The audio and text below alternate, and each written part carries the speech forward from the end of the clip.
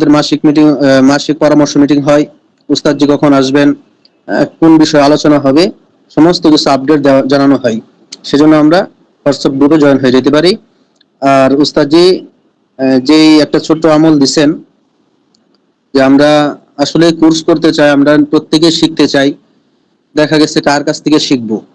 তা আমি আমার বিষয়টা বলি, যখন আমি উস্তাদের কাছে শিখছি, উস্তাদজি এই আমলটাই দিছিলেন যে, আবার সাথে এটাও বলছিলেন যে আমার কাছে শিখবেন সেটা না, আপনি ইস্তেখারা করেন। আপনি এত বড় একটা কাজের দিকে যাইতেছেন, তো ইস্তেখারা করেন। ইস্তেখারার আমলটা যখন উস্তাদজি দিচ্ছেন, তো আমি 11:30টার দিকে আমি এই ইস্তেখারার আমলটা করছি।